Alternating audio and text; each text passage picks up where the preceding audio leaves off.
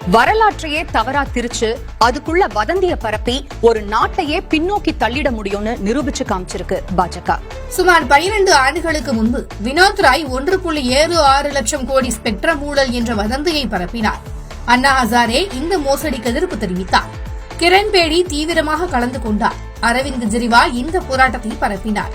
ராம்தேவ் சாமியார் கருப்பு பண கோணத்தையும் சேர்த்து இந்த போராட்டத்தை பெரிதாக்கினார். சுப்பிரமணியம் சுவாமி இந்த எதிர்ப்பை உச்சநீதிமன்றத்திற்கு கொண்டு சென்றார். இந்த எதிர்ப்புகளின் உதவியுடன் மோடி வாக்குகளை எடுத்தார். 10 வருடங்களுக்கு பிறகு அதில் கைது செய்யப்பட்ட அனைவரும் குற்றமற்றவர்கள் என நீதிமன்றத்தால் அறிவிக்கப்பட்டது.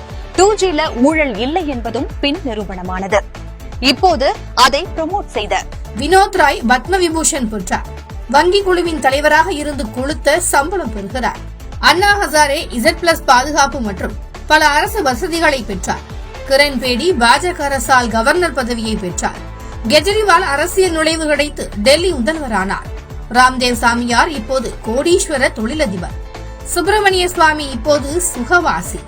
மோடி இப்போது நாட்டின் பிரதமர்.